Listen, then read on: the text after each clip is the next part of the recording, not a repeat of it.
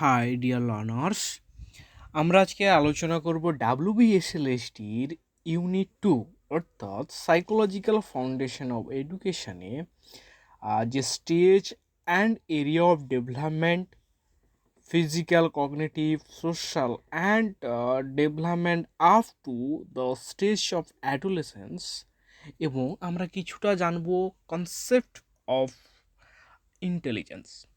দেখো, আমরা এক্ষুনি বললাম যে জানবো স্টেজ অফ ডেভেলপমেন্ট। দেখো, এই স্টেজ অফ হিউম্যান ডেভেলপমেন্টকে বিভিন্ন শিক্ষাবিদ বা বিভিন্ন এডুকেটার্সরা কিন্তু বিভিন্নভাবে বিকাশ প্রক্রিয়াটাকে কিন্তু আলোচনা করেছে।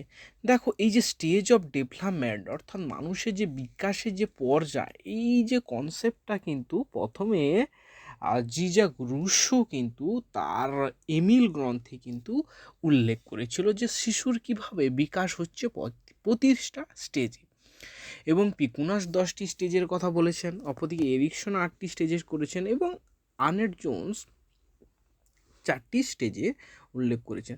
দেখো, এমিল গ্রন্থে প্রথম 1762 খ্রিস্টাব্দে এমিল গ্রন্থে কিন্তু রুশো প্রথম জীবন বিকাশের স্তর কিন্তু উল্লেখ করেছেন। অপরদিকে পিকুনাস কিন্তু তার হিউম্যান ডেভেলপমেন্ট গ্রন্থে তিনি বিকাশের স্তর 1969-এ কিন্তু উল্লেখ করেছিলেন। অপরদিকে এরিকসন 8টি তার চাইল্ড অ্যান্ড সোসাইটি গ্রন্থে কিন্তু পরিষ্কারভাবে উল্লেখ করেছেন। পরবর্তীকালে আর্নল্ড জোন্স 20 শতকের এর একটা বিভিন্ন স্টেজ ওয়াইজ যে কীভাবে ডেভেলপমেন্ট হচ্ছে তা নিয়ে কিন্তু বিস্তারিত আলোচনা করে। তাহলে আমরা কি জানলাম? জিজাক রুশো 4টি পর্যায়ে বলেছে, পিকুনাস 10টি, এরিকসন 8টি, এবং আর্নেট জোন্স কিন্তু 4 প্রকার স্টেজের কথা বলেছে। এবার স্টেজ অফ ডেভেলপমেন্ট আমরা বিভিন্ন শিক্ষাবিদ বা এডুকেটার্সের চিন্তাভাবনা নিয়ে আমরা এখানে মূলত ডেভেলপমেন্টের স্টেজকে কিন্তু প্রধানত 5টি ভাগে রেখেছি। দেখো, আমরা বিভিন্ন এডুকেশন বইতে দেওয়া আছে যেটা, সেটা নিয়ে আমরা কিন্তু স্টেজ অফ ডেভেলপমেন্ট সম্পর্কে আজকে আমরা আলোচনা করছি। দেখো, এই যে স্টেজ অফ ডেভেলপমেন্ট, দেখো প্রথম যেটা আছে যে জন্মের পূর্ব পর্যায়, অর্থাৎ প্রিনেটাল পিরিয়ড, অর্থাৎ শিশু মাতৃগর্ভে আছে সেই সময় যে ডেভেলপমেন্টটা হচ্ছে সেটা হচ্ছে আমাদের কাছে প্রিনেটাল পিরিয়ড। অর্থাৎ যখন মাতৃগর্ভে 9 মাস পর্যন্ত শিশুর ভ্রূণের যে শারীরিক ও জৈবিক বিকাশ ঘটছে মাতৃভ্রূণের মাধ্যমে, মাতৃভ্রূণেতে সেই যে বিকাশ হচ্ছে সেই বিকাশ প্রক্রিয়াটাকে কিন্তু আমরা বলছি প্রিন্যাটাল পিরিয়ড। এবং তারপরে দেখো শৈশবকাল। এই শৈশবটা কাল হচ্ছে, যদি আমরা জন পিয়াজের স্টেজ অফ ডেভেলপমেন্ট দেখি, সেখানে জন পিয়াজে বলছে জন্ম থেকে একেবারে 24 মাস বা 2 বছর এই সময়কার বিকাশের ক্ষেত্রে শিশুর বিশেষ করে সেন্স যে অর্গানসগুলো হয় তা কিন্তু ডেভেলপমেন্ট হয়। যেমন ধরো, ইন্দ্রিয়ের মাধ্যমে পরিবেশ সম্পর্কে দ্রুত শেখে, এবং শারীরিক ও মোটর বিকাশ কিন্তু এই সময় দ্রুত বেগে হয়ে থাকে। অপরদিকে ইয়ারলি চাইল্ডহুডটা আসছে এবং লিটার চাইল্ডহুড। এই ইয়ারলি চাইল্ডহুডের 2 থেকে 6 বছর, লিটার চাইল্ডহুড 7 থেকে 11, এবং অ্যাডোলেসেন্স 12 থেকে 19।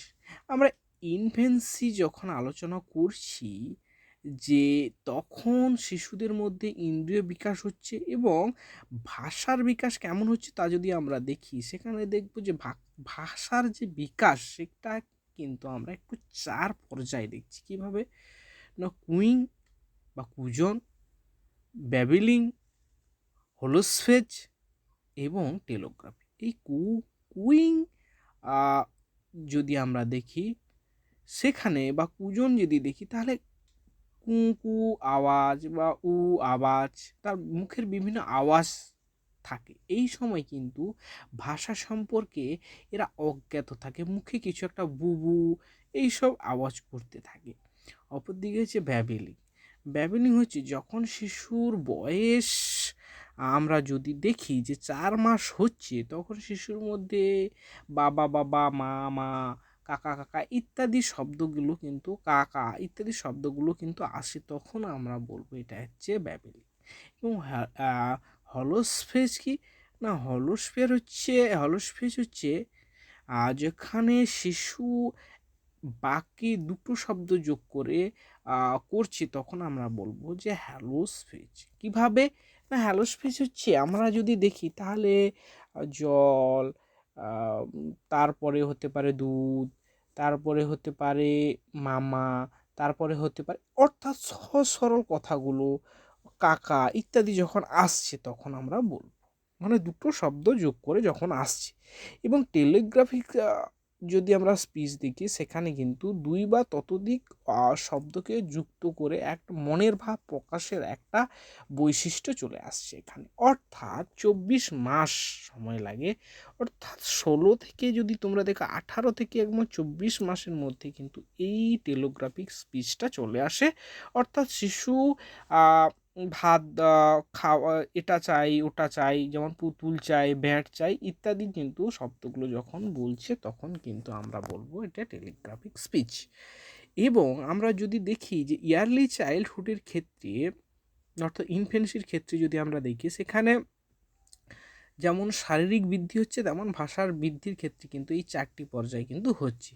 এরপরে চলে যাই ইয়ারলি চাইল্ডহুড। এই ইয়ারলি চাইল্ডহুড যদি আমরা দেখি, এই স্টেজটাকে মূলত প্রি স্কুল এজ বলে। অর্থাৎ এই সময় ভাষা, সামাজিকতা, আত্মনির্ভরতার কিন্তু একটা দ্রুত বিকাশ ঘটে। অর্থাৎ এই সময় কল্পনা শক্তি যেমন বিকাশ ঘটে, তেমন স্বাভাবিক কৌতূহল শেখার মাধ্যমে কিন্তু বিকাশ ঘটে থাকে, এবং ভাষার কিন্তু দ্রুত বিকাশ ঘটে, এবং আত্মসক্রিয়তার কিন্তু বিকাশ ঘটতে থাকে এই পর্যায়ে। এবং এরপরে যদি লেটার চাইল্ডহুডে দেখি, তাহলে দেখব এই সময় শিশুর মধ্যে মূলত স্মৃতিশক্তির উন্নতি, বিদ্যালয়ের শেখার সূচনা, সামাজিক নিয়ম মানতে শেখে, প্রতিযোগিতামূলক এবং সহযোগিতামূলক কিন্তু মনোভাব কিন্তু একটা গড়ে ওঠে। এবং বিশেষ করে এই এজটাকে কিন্তু আমরা গ্যাং এজ বলবো। এবং বিদ্যালয় কিন্তু জীবন কেন্দ্রিক এবং বন্ধুত্বপূর্ণ এবং দলগত কার্যকলাপে কিন্তু এরা গুরুত্বপূর্ণ ভূমিকা দেখা যায় এই লেটার এজে, অর্থাৎ এই এজটাকে সেই কারণে গ্যাং এজ বলে। অ্যাডোলেসেন্সের ক্ষেত্রে যদি আমরা দেখি, অর্থাৎ কৈশোর বয়স পর্যন্ত, কৈশোর বয়স মূলত 12-13 বছর বয়স থেকে শুরু হয়, সেটা আমরা একটু পরেই এটা নিয়ে আলোচনা করব। দেখো, এই শারীরিক পরিবর্তন, আত্মপরিচয়, অনুসন্ধান এবং স্বাধীনতার আকাঙ্ক্ষা বৃদ্ধি, অর্থাৎ আইডেন্টিটি যে ক্রাইসিস, এই এজের মধ্যে কিন্তু একটা পর্যালোচনায় কিন্তু দেখা যায়। যদি আমরা এই কৈশোরকাল দেখি, 12-18 বছর বয়স থেকে, এই সময় আত্মপরিচয় গঠনের চেষ্টা হয়, স্বাধীন চেতনা মনোভাবের বৃদ্ধি এবং সামাজিক সামাজিক সম্পর্কে কিন্তু এরা গুরুত্ব বাড়ে।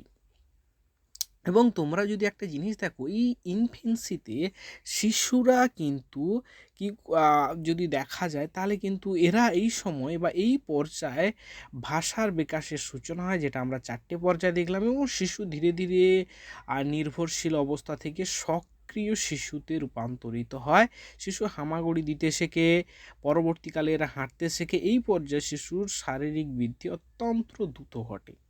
এবং প্রারম্ভিক শৈশবে যদি আমরা দেখি, ইয়ারলি চাইল্ডহুডে যদি আমরা দেখি, শিশুরা এই সময় বিভিন্ন খেলনার অনেক সময় ব্যয় করে, অর্থাৎ খেলাধুলার প্রতি অনেক সময় ব্যয় করছে নিজেদের পিয়ার গ্রুপের মধ্যে।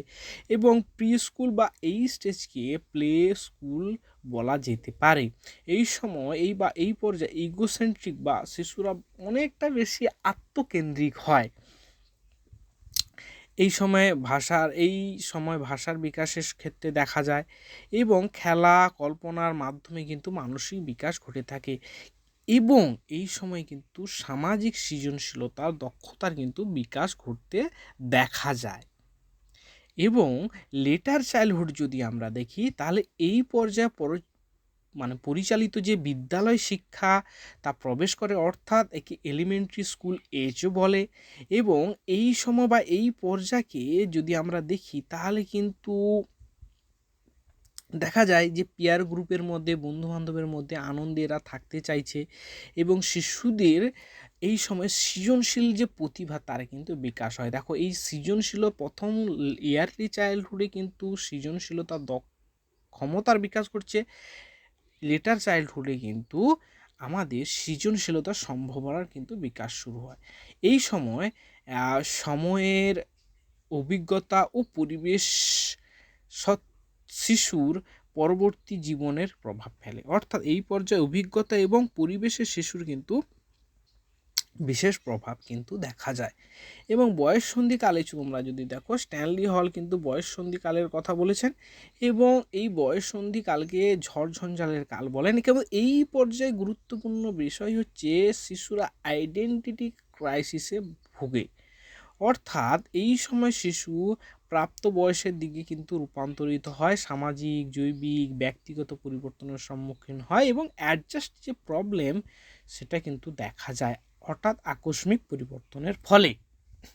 এবং চিন্তার অ্যাবস্ট্রাক্ট চিন্তা, লজিক্যাল চিন্তা এবং প্রবলেম সলভিংয়ের ক্ষেত্রে কিন্তু এদের মস্তিষ্কর এবং সামাজিক যে দায়ী দায়িত্বর প্রতি কিন্তু এরা আত্মসচেতন হয়, বিশেষ করে এই বয়সটায়। এবং নেক্সট যদি আমরা দেখি, এই যে বিকাশ হচ্ছে শিক্ষার্থীর সামাজিক শিশুর যে বিভিন্ন স্তরে আমরা সিলেবাসে যেটা আছে যে stage of area of development জানলাম, এরপরে ডেভেলপমেন্ট যে ফিজিক্যাল, কগনিটিভ এবং সোশ্যালভাবে হচ্ছে সেটা কিন্তু আমরা একটু জানবো। দেখো আমরা শারীরিক যে বিকাশ হচ্ছে, জ্ঞানের যে বিকাশ হচ্ছে, সামাজিক যে বিকাশ হচ্ছে, যদি আমরা একটু দেখি এবং যদি একটু লক্ষ্য করি তাহলে দেখো এই যে শারীরিক বিকাশ হচ্ছে আমাদের শিশুদের মধ্যে একেবারে আমরা যদি দেখি যে শৈশব বা শিশুকাল, এই শিশুকালের মধ্যে যদি আমরা দেখি অর্থাৎ ইনফ্যান্সিতে দেখি, তাহলে ইনফ্যান্সির মধ্যে আমরা দেখব শিশুর মধ্যে শারীরিক বৃদ্ধি কেমন হচ্ছে আমরা জানলাম, হামাগুড়ি দিচ্ছে, বুঝতে পারছে, এই সময়ে আঙ্গুল দিয়ে নিয়ন্ত্রণ করে, ইন্দ্রিয়ের মাধ্যমে পরিবেশ সম্পর্কে কিন্তু জ্ঞান অর্জন করে। পরবর্তী পর্যায়ে আমরা যদি জ্ঞানের বিকাশ দেখি তাহলে এই বিকাশ প্রক্রিয়াকে পিঁয়াজ কিন্তু সংবেদন চলন পর্যায় বলে কিন্তু উল্লেখ করেছেন এবং এই সময় ইন্দ্রিয় ক্রিয়াকলাপের মাধ্যমে কিন্তু শিখে এবং অবজেক্টিভ পারফরমেন্স কিন্তু গড়ে ওঠে এবং চেষ্টা ও ভুলের মাধ্যমে কিন্তু শেখে এরা, কারণ ও ফল সম্পর্কে কিন্তু ধারণা তৈরি। এবং সামাজিক বিকাশ অনুরূপভাবে শিশুদের মধ্যে দেখো এই সময় সামাজিক বা সোশ্যাল স্মাইল, পরিচিতি, মানুষের সাথে যোগাযোগ, নিরাপত্তায় বিশ্বাসবোধ তৈরি হয়। বিশেষ করে প্রধান পরিচালনকারীর সাথে আবেগীয় বন্ধন বা অ্যাটাচমেন্ট কিন্তু তৈরি হয় এই শৈশবকালে বা শিশুকালে। দেখো এর পরে আছে যে প্রারম্ভিক শৈশব এবং পরবর্তী শৈশব। এই প্রারম্ভিক শৈশব কি না, মোটর দক্ষতা এবং দৌড়ানো, লাফানো, ওঠানামা, অঙ্কন, কাজকর্মে কিন্তু এদের দক্ষতা বাড়ে এবং শরীরের সমন্বয় কিন্তু নিজেদের ভারসাম্য আরও উন্নত হয়। পেশি শক্তি এবং নিয়ন্ত্রণের বৃদ্ধি কিন্তু এই সময়টা দেখা যায় শরীরের ক্ষেত্রে। এবং জ্ঞানের ক্ষেত্রে যদি দেখি তাহলে কিন্তু সিম্বলিক থট, ইগোসেন্ট্রিক কল্পনা, অর্থাৎ যদি আমরা দেখি তাহলে বিশেষ বিষয়বস্তুর প্রতি কিন্তু কনসেন্ট্রেশন বা মনোযোগ কিন্তু এরা দেয়। এবং সামাজিক বিকাশের ক্ষেত্রে কিন্তু এই সময়টা যদি আমরা দেখি খেলাধুলায় এরা মেতে ওঠে এবং সমান্তরাল প্লে মানে একই গ্রুপের ছেলেদের সঙ্গে কিন্তু এরা খেলতে চায় এবং এরা একটু আত্মকেন্দ্রিক স্বভাব হয় এবং বিভিন্ন ভূমিকা কিন্তু প্লে করে সমাজের ক্ষেত্রে এবং ভাগ করে কোনো বিষয়বস্তু কিন্তু নেওয়ার চেষ্টা করে সামাজিক বিকাশের ক্ষেত্রে। এবং ইয়ারলি লেটার যে চাইল্ডহুড অর্থাৎ পরবর্তী যে শৈশব যদি আমরা দেখি তাহলে বৃদ্ধি, নিয়ন্ত্রণ এবং স্থির গতিতে হয়।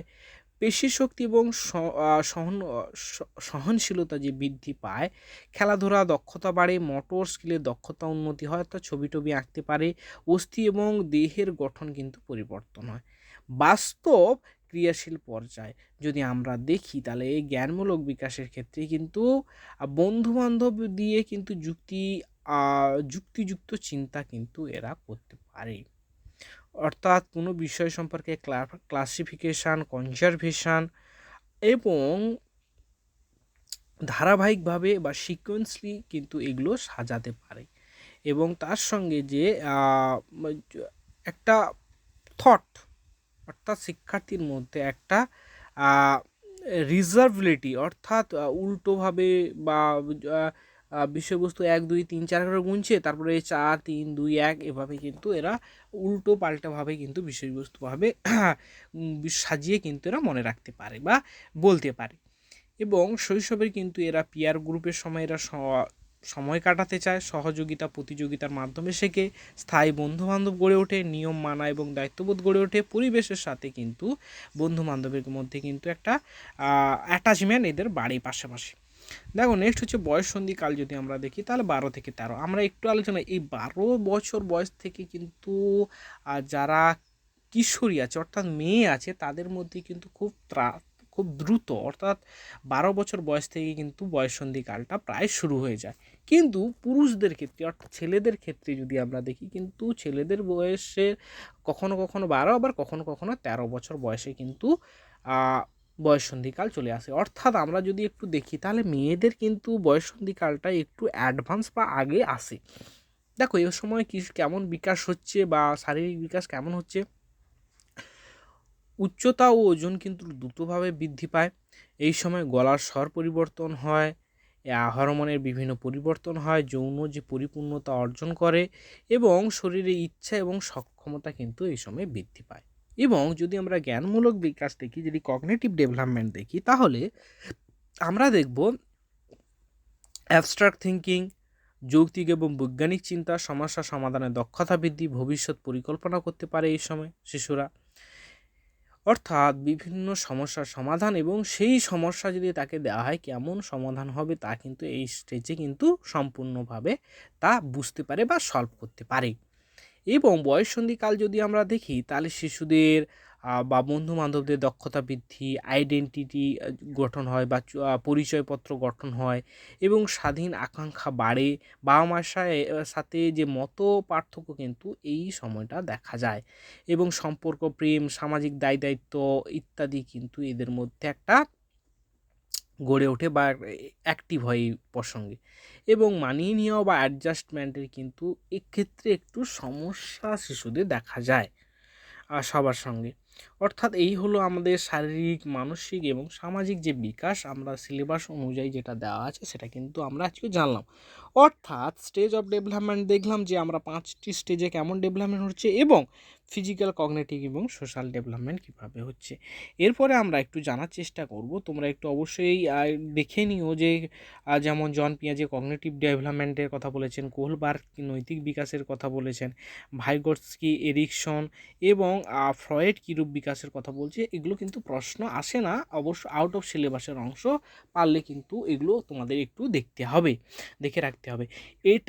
এই টপিক সম্পর্কে অর্থাৎ পিয়াজে, কোহলবার্গ, এরিকসন, ভাইগটস্কি এবং কার্ল রোজাক্স এবং ফ্রয়েড তত্ত্বগুলো আমরা কিন্তু এই WBSLST ক্লাস শেষ হয়ে যাওয়ার পরে আমরা কিন্তু প্রত্যেকটা টপিক নিয়ে কিন্তু এগুলো বিস্তারিত আলোচনা করব। যদি তোমাদের কমেন্টে আসে যে এই টপিকগুলো আমাদের আলোচনা করতে হবে, সুবিধার্থের জন্য অবশ্যই প্রত্যেকটা বিষয় আমি আমার WBSLST ক্লাস শেষ হয়ে যাওয়ার পরে, অর্থাৎ অল ইউনিট কভার হয়ে যাওয়ার পরে কিন্তু আমরা এই যে টপিকগুলো রেখেছি, যেগুলো থেকে প্রায় কোশ্চেন হয় বা কোশ্চেন আসার সম্ভাবনা থাকতে পারে, তা কিন্তু আমরা নিয়ে আলোচনা করব। আমরা আজকের একটু জানবো যে কনসেপ্ট অফ ইন্টেলিজেন্স। দেখো এই যে ইন্টেলিজেন্স কথাটা আমরা ব্যবহার করছি, এটা হচ্ছে ইংরেজি প্রতিশব্দ যা এসছে ল্যাটিন শব্দ ইন্টেলিজিয়ার শব্দ থেকে, অর্থাৎ যার অর্থ হলো উপলব্ধি করা, বুঝতে পারা ইত্যাদি। অর্থাৎ যদি আমরা ইন্টেলিজেন্সকে যদি আমরা ডেফিনেশান দিই তাহলে এক কথায় আমরা বলবো যে কোনো বিষয়বস্তু বোঝা, উপলব্ধি করা, বিচার করা বা তার ভিত্তিতে উপযুক্তভাবে কাজ করার যে ক্ষমতা, সেটাকে আমরা বলছি কি না ইন্টেলিজেন্স। এই যে বুদ্ধি আমরা বলেছি যে বুদ্ধির একাত্র কিন্তু সংজ্ঞা হয় না বা একটা সংজ্ঞা দ্বারা কিন্তু হয় না। দেখো যদি আমরা দেখি তাহলে কিন্তু যে বুদ্ধি হলো শেখা, বুদ্ধি হলো শিক্ষা, বুঝে নেওয়া, নতুন পরিবেশের সঙ্গে খাপ খাইয়ে নেওয়া, যুক্তিযুক্ত ব্যবহার করা, সমস্যা সমাধান করার সামগ্রিক প্রক্রিয়াকে আমরা ক্ষমতা বলছি। অর্থাৎ বুদ্ধি কিন্তু এক প্রকার ক্ষমতা, অর্থাৎ সেটা শারীরিক ক্ষমতা না, সেটা হচ্ছে আমরা মানসিক ক্ষমতাকে বোঝাচ্ছি। অর্থাৎ নতুন পরিবেশের সঙ্গে সুস্থভাবে সংবিধানের জন্য কিন্তু আমাদের বুদ্ধি গুরুত্বপূর্ণ একটা অংশ বা ভূমিকা পালন করে। যদি আমরা ক্যারেক্টারিস্টিক্সটা তুলে নিই, বুদ্ধির কেমন ক্যারেক্টারিস্টিক্স হওয়া বা বৈশিষ্ট্য হওয়া হবে, তাহলে আমরা দেখব যে অ্যাডাপ্টেশন, লার্নিং, প্রবলেম সলভিং, অর্থাৎ শিশুকে সামাজিক পরিবেশের মানিয়ে নিতে এবং বিভিন্ন সমস্যার সমাধানের ক্ষেত্রে কিন্তু এই বুদ্ধি সাহায্য করে। লার্নিং ফর এক্সপিরিয়েন্স, অর্থাৎ অভিজ্ঞতা অর্জনের ক্ষেত্রে বুদ্ধির একটা গুরুত্বপূর্ণ বৈশিষ্ট্য, এবং ব্যক্তির যে বিভিন্ন স্কিল এবং নতুনত্ব চিন্তার ক্ষেত্রে কিন্তু বুদ্ধি গুরুত্বপূর্ণ একটা বৈশিষ্ট্য, এবং জাজমেন্ট, কম্প্রিহেনশন এবং রিজনিং, অর্থাৎ বিভিন্ন যুক্তিযুক্ত চিন্তনের ক্ষেত্রে এবং তার সেই সম্বন্ধীয় বা সমস্যা সম্বন্ধীয় উপযুক্ত কনক্লুশন কিন্তু তা বুদ্ধির দ্বারাই আসে। এবং কোনো বিষয়বস্তু বা কোনো ব্যক্তিকে জানতে হলে বা কোনো সিম্বলকে জানতে হলে কিন্তু বুদ্ধির প্রয়োজন, অর্থাৎ understanding people, object and symbols ইত্যাদি বিষয়। অর্থাৎ যদি আমরা দেখলাম তাহলে কিছু ক্যারেক্টারিস্টিক্স, 5টা গুরুত্বপূর্ণ কিন্তু আমাদের ক্যারেক্টারিস্টিক আলোচনা করলে, যার দ্বারা কিন্তু আমরা একত্রে কিন্তু বুদ্ধির ডেফিনেশন দিতে পারি বা বুদ্ধির ডেফিনেশন দেওয়া যায়। তাহলে এক কথায় যদি আমাদের বলা হয়, তাহলে কিন্তু মানিয়ে নেওয়া বা অভিজ্ঞতা থেকে শেখা, সৃষ্টি করা, বিচার বিশ্লেষণ এবং মানুষ এবং প্রতীক যে চিহ্নগুলি যে বোঝা, সেইগুলো হচ্ছে আমাদের কাছে এক কথায় বুদ্ধি আমরা বলতে পারবো বা পারি। দেখো, বুদ্ধি সম্পর্কে নানা মনোবিদ কিন্তু নানাভাবে সংজ্ঞায়িত করার চেষ্টা করছেন। আমরা একটু জানবো যে বিভিন্ন মনোবিদ কিভাবে সংজ্ঞা দিয়েছে। যেমন জৈবিক বা অভিযোজনমূলক শিক্ষাবিদ, তিনি বুদ্ধি সম্পর্কে তিনি ডেফিনেশন দিতে গিয়ে বলেছেন যে intelligence is a general capacity of an individual consciously to adjust his thinking two new requirement. অর্থাৎ নতুন পরিবেশের সঙ্গে সচেতনভাবে সামঞ্জস্য বিধান করাই হচ্ছে ইন্টেলিজেন্স। অর্থাৎ উইলিয়াম স্ট্রাম তিনি প্রথম বুদ্ধি সম্পর্কে কিন্তু এই ধারণা পোষণ করে। অপরদিকে মানসিক ক্ষমতা সম্পন্ন শিক্ষাবিদ বা পরীক্ষাবিদ, তিনি এলএম টারম্যান বলেন যে ইন্টেলিজেন্স হচ্ছে বিমূর্ত চিন্তন করার ক্ষমতাকে আমরা ইন্টেলিজেন্স বলছি। অর্থাৎ intelligence is ability to carry on abstract thinking. অপরদিকে শিক্ষামূলক যিনি আছেন এডুকেশনালিস্ট ব্রাকিংহাম, তিনি পরিষ্কারভাবে বলেন যে intelligence is the ability to learn, অর্থাৎ শেখার ক্ষমতাই হলো কিন্তু আমাদের কাছে বুদ্ধি। অপরদিকে এক্সপেরিমেন্ট অর্থাৎ ইএল থর্নডাইক পরিষ্কারভাবে বলেন যে intelligence is the power of good responses for the stand point of truth or fact. অর্থাৎ এই যে ফ্যাক্ট অর্থাৎ সত্য তথ্যের দৃষ্টিকোণ থেকে উপযুক্ত প্রক্রিয়া দেওয়ার যে ক্ষমতা, তাই হচ্ছে বুদ্ধি। অর্থাৎ ইন্টেলিজেন্স একটা পাওয়ার যেখানে ভালো রেসপন্সের মাধ্যমে কি হবে, স্ট্যান্ড পয়েন্ট দাঁড়াবে যে কোনটা ঠিক এবং কোনটা ভুল কোনো একটা ফ্যাক্টের। এবং দেখো, এই যে বুদ্ধির ধারণা দিতে গিয়ে হেব যেমন এ এবং বি বুদ্ধির কথা বলেন, অপরদিকে ক্যাটেল কিন্তু তরল এবং কেলসিত বুদ্ধির কথা বলেন। জীববিজ্ঞানীরা যেমন জন্মগত এবং প্রকাশমান বুদ্ধির কথা বলেন। অপরদিকে ভার্নান সি বুদ্ধির কথা বলেন। থর্নডাইক আবার বিমূর্ত, কার্যকারী এবং সামাজিক বুদ্ধির কথা বলেন। এবং গার্ডেনার মূলত 7 প্রকার বুদ্ধির কথা বললেও কিন্তু গার্ডেনারের বুদ্ধির বর্তমানে মডিফাই হয়ে কিন্তু 8 প্রকার বুদ্ধির কথা বলেন। অর্থাৎ ভাষাগত, যৌক্তিক, স্থান সংক্রান্ত, সঙ্গীতধর্মী, শারীরিক সংক্রান্ত, অন্তর্ব্যক্তি এবং আন্তঃব্যক্তি ছাড়াও পরে কিন্তু এই ন্যাচারাল ইন্টেলিজেন্সে কিন্তু যুক্ত করা হয় 8 প্রকার। অর্থাৎ ন্যাচারাল যে ইন্টেলিজেন্স আছে সেটাকে আবার পরবর্তীকালে কিন্তু যুক্ত করে 8 প্রকার বুদ্ধির কথা কিন্তু উল্লেখ করেছেন। এবং বুদ্ধির তত্ত্ব আমরা আলোচনা করব, সেটা হচ্ছে আমাদের যেমন সিলেবাসে হচ্ছে স্পিয়ারম্যানের টু ফ্যাক্টর থিওরি।